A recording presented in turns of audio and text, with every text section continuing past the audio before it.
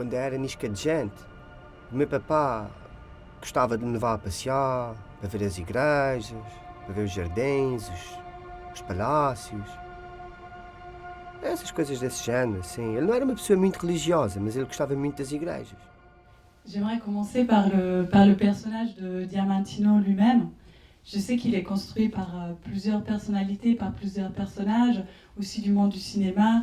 Alors il y a l'âne de Hoazar Balthazar de Bresson, il y a évidemment Ronaldo, il y a Forrest Gump.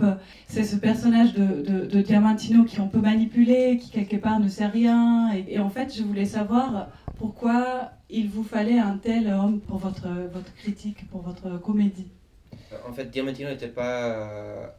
Diamantino, c'était une femme très riche, brésilienne, qui voulait adopter un enfant de l'Haïti, après le tremblement de terre.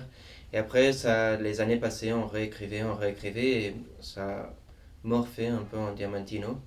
Mais c'est juste pour dire, c'est le source du film, le début, c'était vraiment penser à quelqu'un qui était dans un lieu de privilège énorme, qui est très riche et avec beaucoup de pouvoir, et que voulait un peu montrer son capacité de faire de philanthropie, de la bonne volonté. Et ça a nous pris 5 ans jusqu'à arriver. Le film il a beaucoup changé, le monde a aussi beaucoup changé. Daniel et moi, on parlait plus et plus de ça, ce que était en train d'exister aux États-Unis avec Trump, et après en Europe avec Brexit, et en Grèce et en France, avec des groupes d'extrême droite. Et on voulait faire un film sur un icône national un peu plus fort. Et on a pensé qu'un star de foot était ça, quoi. Et quelque part, dans ce monde où finalement on voit la montée du nationalisme, on voit des choses difficiles qui arrivent, quand même, Diamantino, il essaye parfois en fait de faire du bien. Et je me dis peut-être qu'il y a quelque chose de positif, en disant pas de pessimiste, aussi dans votre démarche. Je ne sais pas si c'est très clair ma question là, mais je voulais dire, est-ce que vous avez quand même face à ces événements-là que vous mettez quand même en scène, est-ce qu'il y a un peu de vision positive en fait sur l'avenir? Daniel et moi, on voulait vraiment faire un film heureux d'une manière, et c'est la raison qu'on a pris les comédies romantiques comme le genre qu'on voulait un peu répliquer ou faire. On était inspiré un peu par un livre que c'est de Stanley Cavell, que c'est In Pursuit of Happiness, à la recherche de la bonheur, c'est ça? Oui, oui. Ouais. Dans ce livre, il parle des comédies romantiques de l'âge d'or au l'âge d'argent de Hollywood, et que c'est des films assez radicaux. C'est un format hyper conservateur, que c'est un format très léger, entre guillemets, c'est pas des drames sociales très intenses, mais qu'en fait, ils étaient en train de faire une politique très forte, parce qu'ils étaient en train de faire tous les rôles du masculin et féminin. Katharine Hepburn, dans beaucoup de films, est plus fort que Cary Grant, son contre-jeu. Elle a une position professionnelle plus forte. Alors c'était des films optimistes en ce sens que c'était des visions d'un futur possible, où les genres n'étaient pas comme il était aux États-Unis dans les années 40, 50. Et alors on voulait prendre ce genre et aussi cette attitude de faire quelque chose avec un genre très classique, mais qui pourrait être positif et optimiste d'une manière. Et Diamantino, c'était un peu ironique d'essayer de prendre quelqu'un qui est un idiot d'une manière, mais que c'est vraiment ce vide, cette manque de préjugement. Son vide, c'est aussi une liberté, son idiotie, et qui le libère à penser d'une autre manière que tous les autres personnages dans le film. D'ailleurs, n'hésitez pas à intervenir, que c'est une discussion tous ensemble. Si personne n'a de questions, je continue avec une autre question en fait qui a été posée sur Facebook. En fait, c'est une personne qui a écrit une question. Alors, je me permets de le lire. C'est un peu une provocation aussi. Alors, elle dit: en regardant la bande-annonce du film portugais, je souhaite dire à quel point je suis choquée de constater qu'un réalisateur portugais et des acteurs portugais osent ridiculiser une star internationale de son propre pays et par la même occasion son propre peuple. Quel manque de respect envers soi-même et sa propre patrie. Merci de m'indiquer si dans un autre pays de cette planète, il existe un autre réalisateur qui, avec la complicité d'acteurs compatriotes, a osé ridiculiser sa propre nation ainsi que l'une de ses icônes. Quelle est la véritable motivation? Divertir ou nuire ou se nuire? Je suis d'accord. Non, c'est un film antinationaliste, alors si t'as des cons nationalistes qui viennent sur Facebook à dire que t'es antinationaliste, je suis très heureux. Voilà, je ne m'attendais pas à cette remarque, mais voilà, j'ai voulu la lire quand même. On a fait la première à Lisbonne à quelques mois en arrière au festival Queer Lisboa. C'était le film d'ouverture et c'était le premier moment où je voyais si les Portugais allaient répondre bien ou non, ou à faire une moquerie un peu de Cristiano, l'héros national maximum.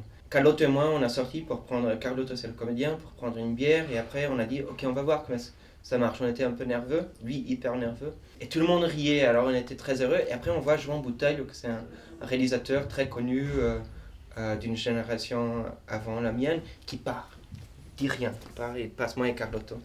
Et après il a resté jusqu'au fin du film pour en crier, à dire c'est un film fasciste, c'est pas possible de faire un film comme ça qui détruit ce personnage qui est un héros national.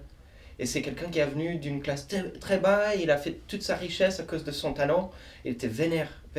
Mais je pense que dans un coin de son cœur, c'est un coin, et lui il est un antifasciste, communiste, radical, dans tous ses films il essaie de faire ça, mais là il y a un coin nationaliste que je pense qu'il y a dans tout le monde. Et là ça a sorti. Mais je pense que le film il est vraiment en attaque de ça. Je pense que quelquefois on ne se rend pas compte. Moi quand j'y vais voir un jeu de foot, je crie pour Portugal.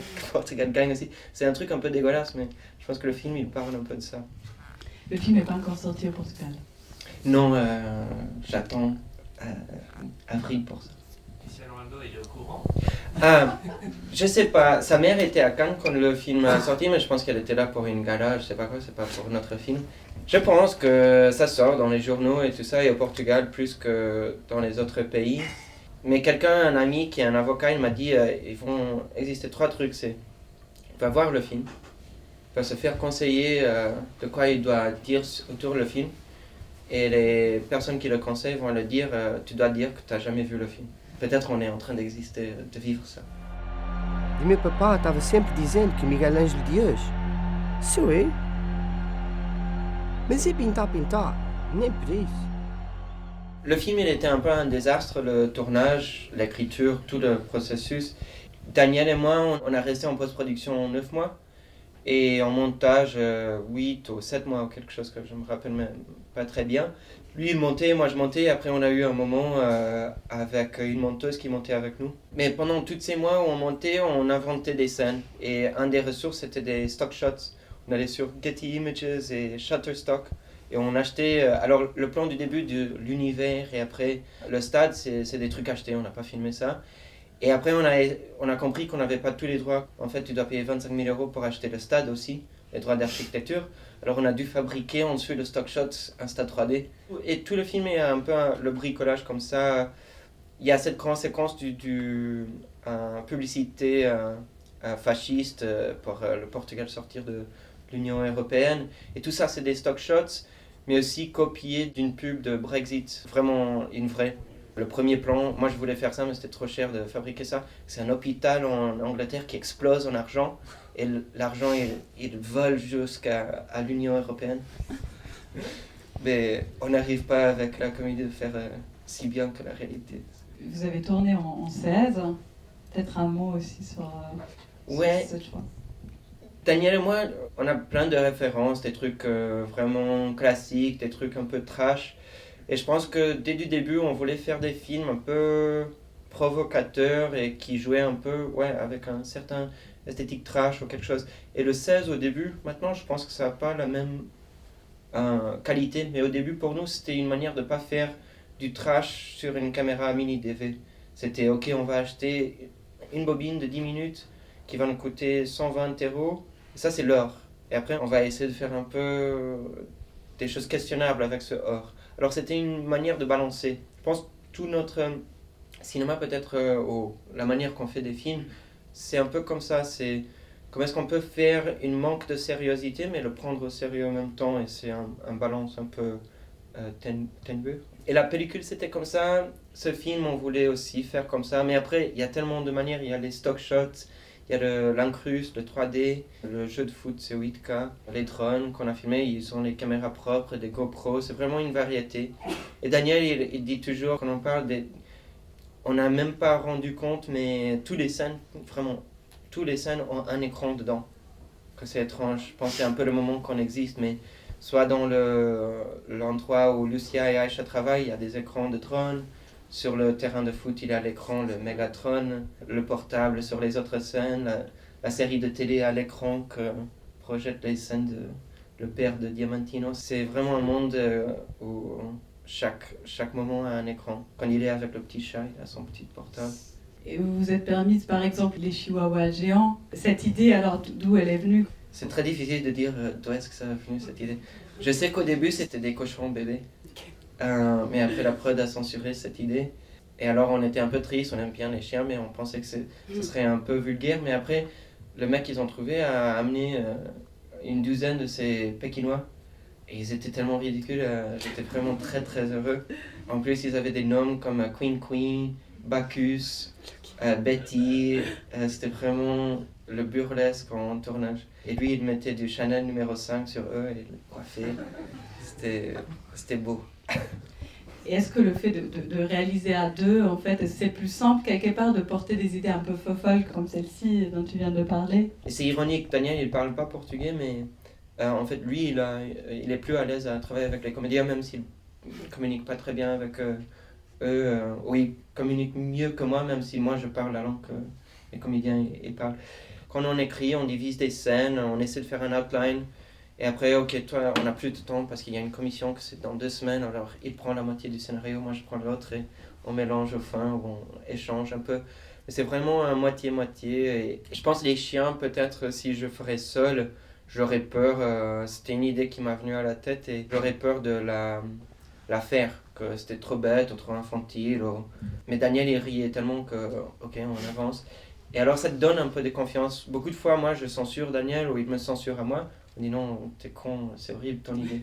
Et quelquefois, ça te donne la confiance. C'est comme jouer avec quelqu'un, à construire quelque chose ensemble. Le cinéma est bien entendu un métier de groupe, mais c'est vrai que c'est plutôt rare des réalisateurs, des réalisatrices qui travaillent en duo et pas forcément avec la même personne, car c'est le cas en fait pour toi, Gabriel. Tu as travaillé souvent en duo, mais pas avec les mêmes personnes. Une fois pour Diamantino avec Daniel Schmidt, mais par exemple avec Benjamin Crotty, ou je citais tout à l'heure Ben Rivers, etc. Mais est-ce que c'est quelque chose, par exemple, que tu conseillerais aux jeunes cinéastes qui sont dans la salle de travailler, en fait, par exemple, en duo? Non. Non, c'est dur, c'est comme une relation, c'est comme être dans un mariage, un couple ou une amitié. Il y a des trucs hyper bons, et hyper heureux et hyper touchants. Et t'es amoureux des idées, d'un travail ensemble, mais en même temps, c'est hyper lourd. Tu dois comprendre toutes les faiblesses de l'autre personne. Après, vous deux ensemble, c'est aussi compliqué. Qu'est-ce que c'est le package que vous donne au monde? Je sais pas, c'est un truc compliqué. Je pense qu'on était inspiré par des collectifs d'artistes comme Fluxus ou plus tard Group Material. Les collectifs qui étaient un peu anti le héros de l'art masculin, patriarcal, Pollock, qui fait sa peinture presque comme un acte sexuel. On voulait faire un truc un peu à l'inverse, que c'était une idée collective où il n'y a pas un homme ou quelque chose. Après, c'est jamais comme ça. Au Portugal, ils s'en foutent, ils ne mettent même pas le nom de Daniel ou quelque chose comme ça parce qu'ils veulent le réalisateur portugais ou quelque chose. Tu te confrontes à la capacité dans un monde qui ne veut pas une idée un peu plus collective de la création. Il veut un homme, il veut une marque.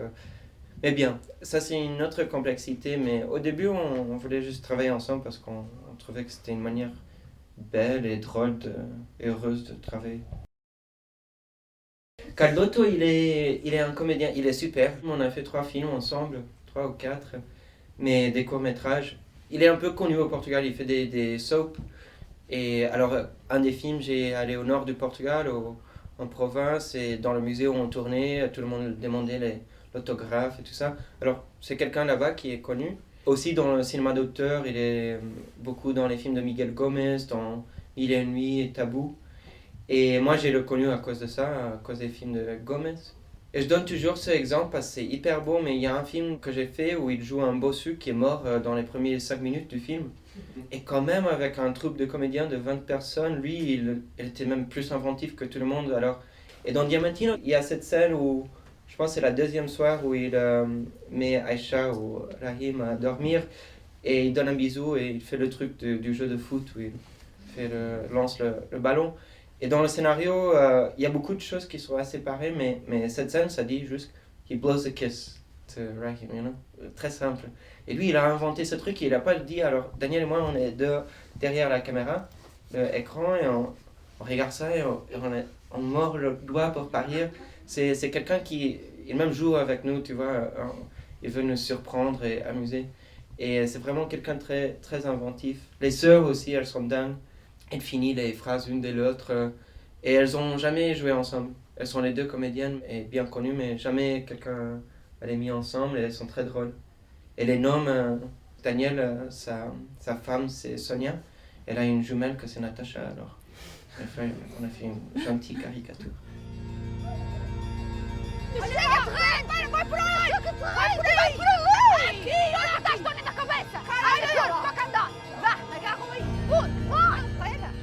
Peut-être encore quelques mots du coup sur la production du film.